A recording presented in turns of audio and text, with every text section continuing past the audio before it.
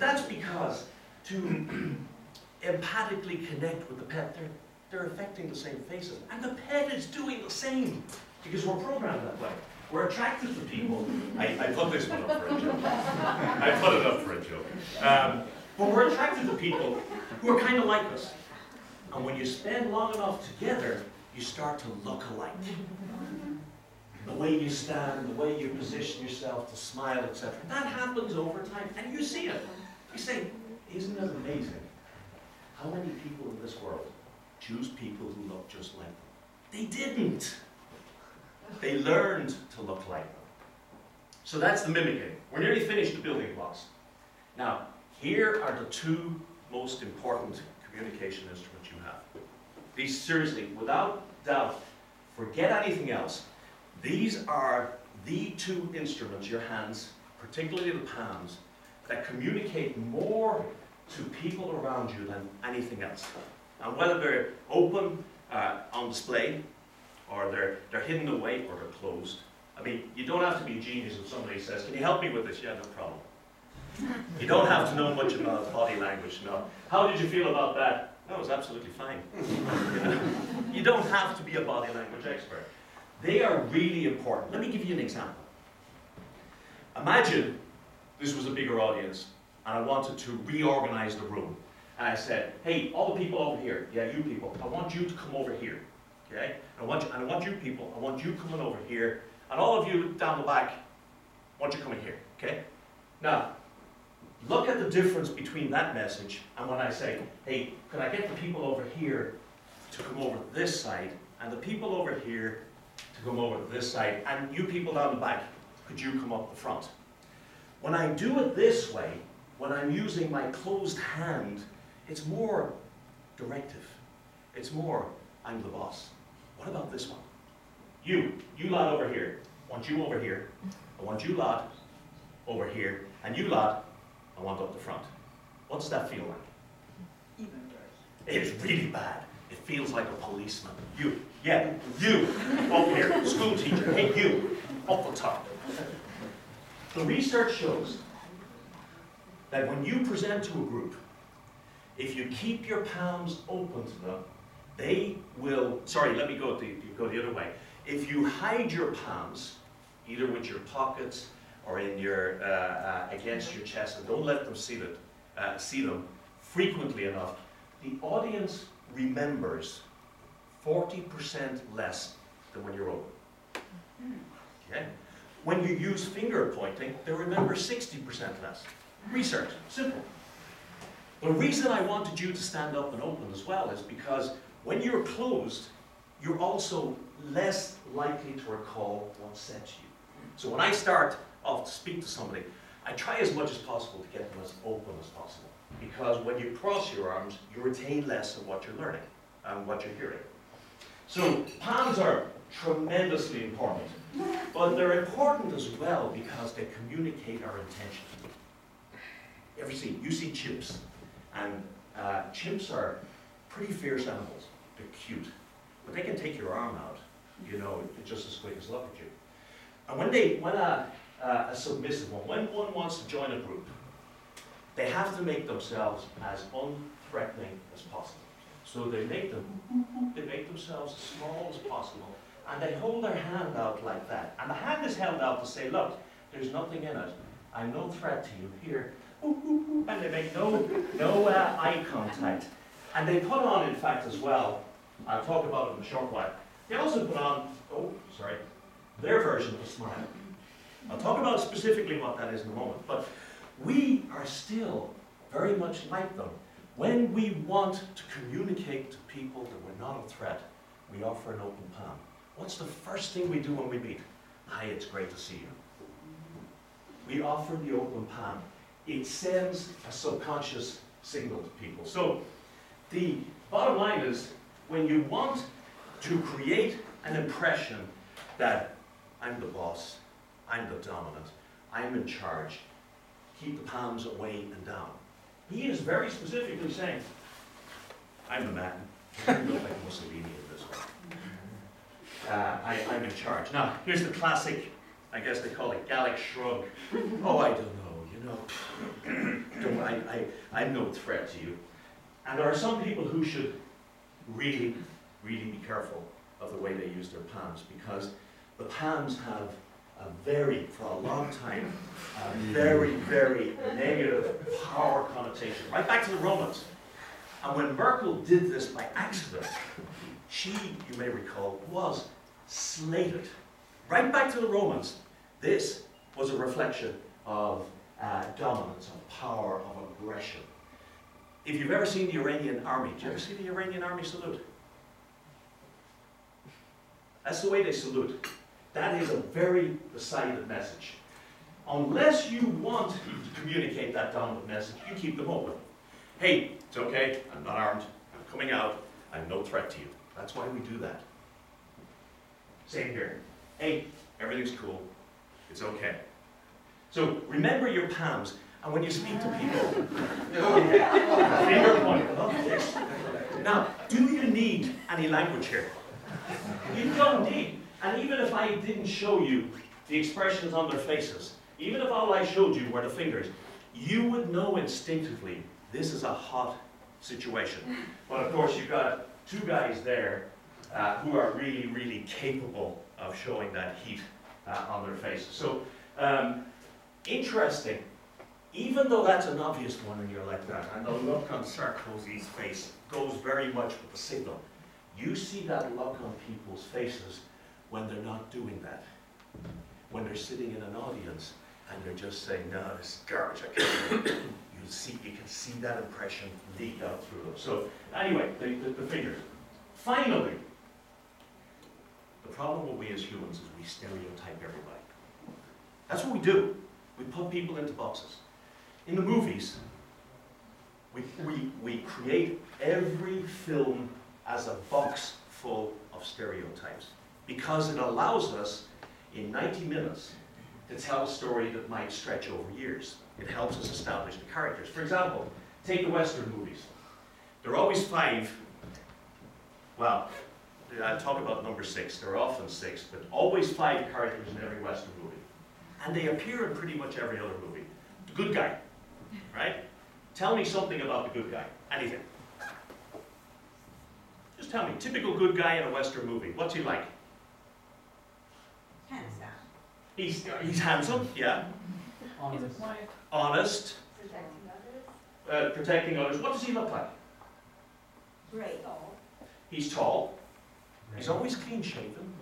Okay. In the old movies, he wore a white hat, so there was no difficulty. You go back to John with white hat, and the paler clothes were for the good guys. Then there's the bad guy. Black hat. Probably has a little Sabata mustache. Tends to be a little less handsome, maybe scarred. And then there's the banker. Here's good news for the people with glasses in the room. Look at the movies. The bankers always have glasses. You know why? Because the research forever has shown that people automatically, when they see people, particularly with thicker rimmed glasses, they assume that they have greater intelligence than people with no glasses. So the banker in these things, and anybody in that sort of formal position, always has glasses on them. And of course, if you want to be sure, you give them a waistcoat. Once you've got a waistcoat, you know you're home. The sheriff is another one. And then of course, the one that's easiest to spot always is the town drunk. Is always there. And here's the point. The reason that they have those stereotypes in the movie is you don't have to say, this is a good guy and he's a good guy because as soon as you see him clean cut, white hat, no facial hair, etc., you know he's the good guy. It makes it easier to tell the story. Well, here's what we do. We meet people, and in the first 4 minutes, we decide are they the good guy, the bad guy, the sheriff, the drunk, etc. We decide, we make an initial decision about people in the first 4 minutes, and unless they do something to change that impression that we get, that's the impression we're left with. My mother used to tell me, first impressions last. Make a good first impression. You make a bad first impression, you have to work very hard to unpick that. So what I'm going to talk about, building those blocks together, first off, is what do you do in the first 4 minutes when you meet somebody? So how do you make sure, and I think particularly in professional situations, how do you make sure that the first 4 minutes that people experience of you is as strong as it can, gives you the best possible positive stereotype? Let's say it makes you the good guy. Okay? First thing that people judge. When people see you standing with good posture, the research says they assume you're younger, more virile, more confident, and more energetic than if you stand like that. Automatic. It's just a judgment that people make. And you can see somebody's posture from 200, 300 meters away. If they're walking like that, people automatically assume that, now, by the way, notwithstanding that they might have a physical issue that stoops them over like that, people automatically make a judgment. They say, oh, he's tired, or he's beaten, or he's losing, or he's depressed, or he's lacking in confidence. Now, if that's the determination that people make, you have to make an effort to change that. So, what they trained me when I used to do a lot of ballroom dancing, and they used to train me to fix the posture. They get you to stand against the wall like that. Do you remember that in school? Maybe you don't, but they used to get you like that. And they'd say, and then step away from the wall. Nobody can walk like that. It's like being a bloody robot. It's so uncomfortable. And that's the way they used to teach us kids to do it. Well, when we were writing the book, we spoke with a model, a coach who trained fashion models. And she said, no. She said, here's the easiest way to fix your posture before you walk onto a stage, okay? Before you walk into a room. And that is, imagine that there's a rope tied to your navel, and it's pulling you forward. So the rope is pulling, and so you're being led by the navel. That means that, in fact, your midsection actually travels ahead of your feet slightly. It's impossible if you're being pulled by that rope to walk that way. And when you need to make an entrance, when you're walking into a room, or particularly walking in to make a presentation, if you get that in your mind, I won't get you to do it now, but try it afterwards. You get that in your mind, you think, somebody is pulling me by a rope there. You automatically straighten up. And you don't go like that. It's a more natural, straight posture. Some people say, there's a song, English song from an old musical, maybe you know it, and it says, the moment you walked in the joint, I could tell you were a man of distinction, a real big spender. And that was the old song. And posture is the only impression you can make in that moment that you walk into the joint. So that's the first step. Now, the second thing that we look for when we see people automatically is we look for the smile. Now, I described this earlier. I said you saw on the guy, and he's trying to appeal. And that actually is the way, what we call a smile, is the way chimps express fear. It's kind of, So when he's approaching the dominant guy, he's saying, I'm afraid of you. If I'm afraid of you, how could I be a threat? And there's nothing in my hand, and I'm pretty small, and I'm really weak and ineffectual, and so on. And our smile developed from that. It means much more to us than it does to chimps. But we still instinctively look when somebody walks in the room, and they say, the research says you can see it from about 100 meters away. So from about 300 feet away, you can tell is somebody smiling or not. So the first thing you see is the posture. And the second thing you see is, are they smiling or are they giving up? They're looking for that. And when you see the smile, you mimic the smile. They're 100 meters away, but part of you goes, and it feels good. And so it has a positive impression. So if you're walking in somewhere, however nervous you might feel, you've got to fake it. First you get straight, and then you put the smile on. Now, let me do so that I get some air into your lungs, and I uncross some of your arms and things like that. Let me do something. I'm going to get you, I'm going to make you A's and B's. So you're an A, Julia. B, A, B, A, B, A. Okay, so call off B. A. B. A. B? A. Me. B. A. Were you an A? Yes. Yep, you're a B. A. B. A. B. A. B. A. B. A. Oh my God, I hate this. Okay, now, what I want you to do is, can all of the A's stand up? Okay. Now, I want you to find a B and pair with that B. Stand beside a B. So go and find a B. There's probably one directly in front of you. And just make sure that an A is standing with a B. And now the B's, once an A has approached you, you can stand up and just stand there and wait for the instructions. Okay? So everybody stand up, and you've got pairs of A's and B's. Don't worry. It won't hurt. You don't have one. Now we got a spare A or a spare B. Great. Now, A's. In a moment I'll give instructions to B's.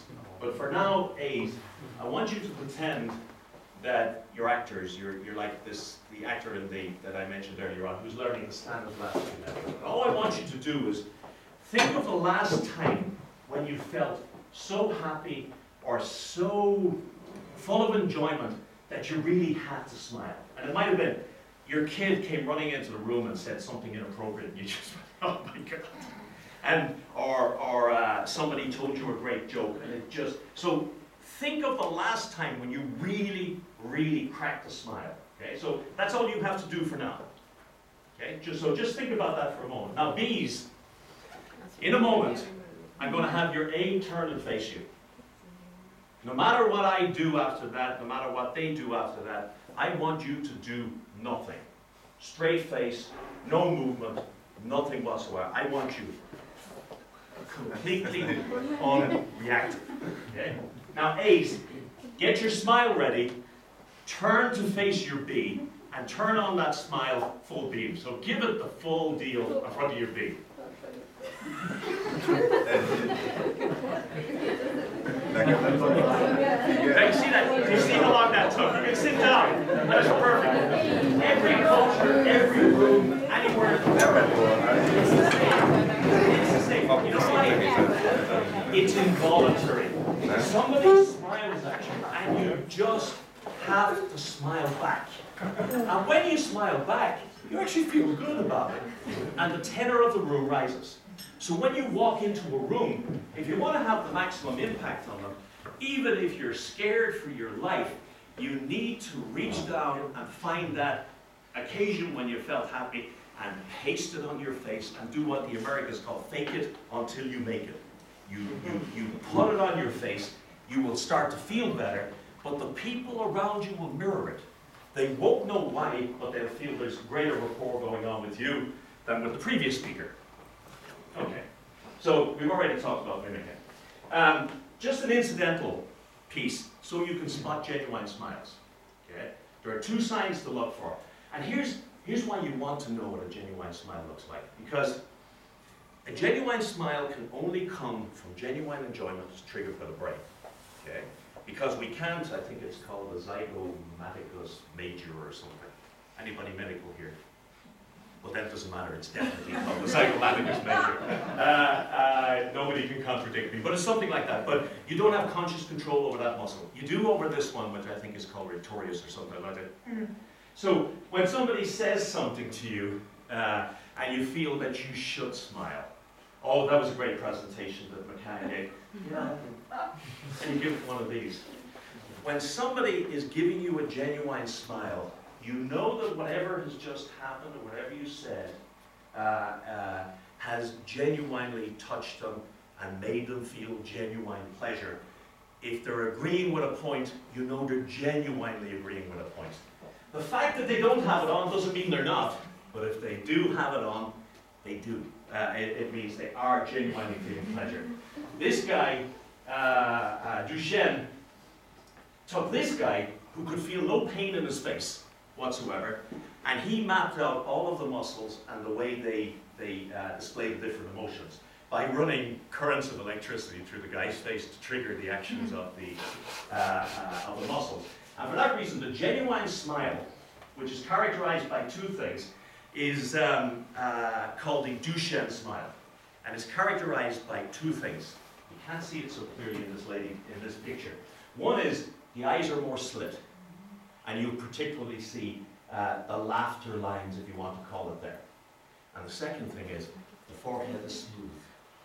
Because when somebody tries to make themselves look like they're really, really smiling, because they can't control it for real, they pull all other different muscles and the forehead goes like that.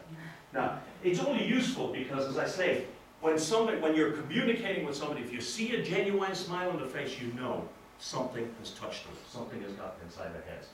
Other research, just really, really quickly, besides all of the above, besides communication benefits, it actually also raises your mood, we've said that, boosts your immune system, reduces your blood pressure, increases your self-confidence, makes you younger looking, okay?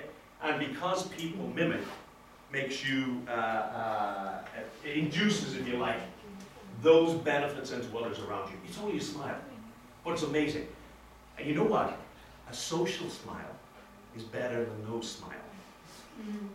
You can't make the genuine smile unless you tune into an emotional experience that really touched you. So it's worth working on your smile. Now, you walked into a room, you've got a great posture, you're walking really well, you're smiling on your face and people are smiling back, and as they get closer to you, the next thing they look for is your eyes. And whether it's right or wrong, people tend not to trust people who don't make eye contact. So your father, when he wanted to know if you were telling the truth, said, "Look me in the eye and tell me that." So here, come on, tell me that again. Now, there is a myth that liars don't make the same amount of eye contact as non-liars. The reality is, clever liars know that myth, so they tend to make more eye contact than a regular. So the fact that somebody is avoiding your eyes doesn't mean they're lying. You know, somebody asks a question, they look down, you ask somebody a question, they look down. It doesn't mean they're lying. But from your perspective, if you want to project an image of trustworthiness and honesty, you need to be aware that some people will read it that way, and it means you have to make eye contact. So forget about reading other people. That's more difficult. Be prepared for the fact that people will read you. Now, when you tell people who are less sociable or more introverted to make eye contact, and you try to train them to make eye contact, you go sometimes from they won't make eye contact at all to they give you the full beams like that. And that feels like you're being stalked. It feels like he's going to kill me. And you know, somebody has told somebody to make eye contact with yeah, and what do you say next? Yeah. It's horrible. It's really horrible. Here's a comfortable way of doing it so people feel there are 3 different gazes that work really well. This is social. This is just, I just want you to hear what I'm saying, and I want you to be aware that I'm making eye contact. And it's like windscreen wipers almost. You look at the left eye, and for a few seconds you look at the right eye, you look down to the mouth, you look back up to the left eye, you look to the right eye, and because you can't help smiling, do you? And in that motion, which feels unnatural to you, there is an impression just of eye contact, gentle eye contact, that's not like that.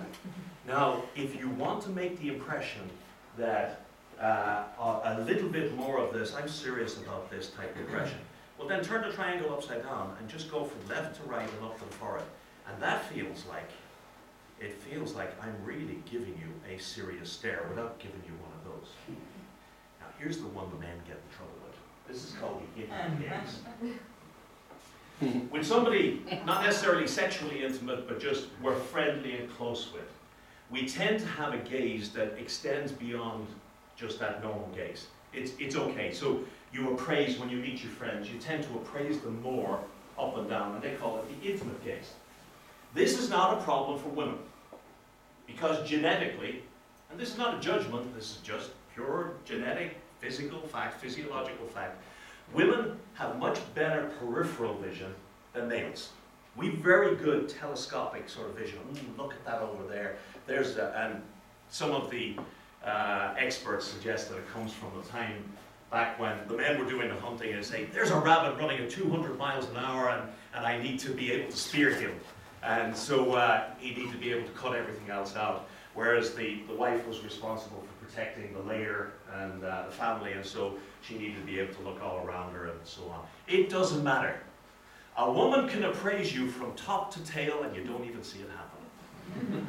Men can only see what's in front of them. So what does a man do when he wants to give somebody an intimate gaze? You've seen it, women, haven't you? He goes.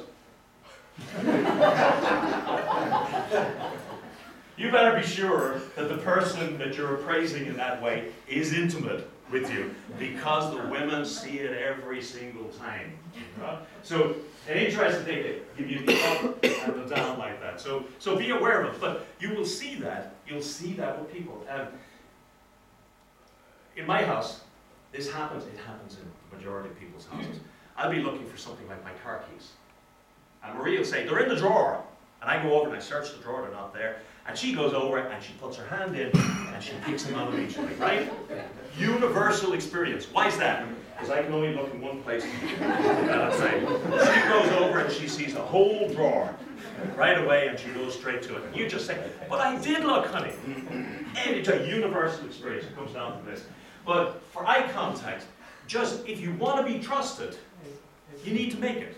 People will judge you if you don't. It's critical to trust. Now, it doesn't really matter whether there is a direct correlation between eye contact and trust. That doesn't matter.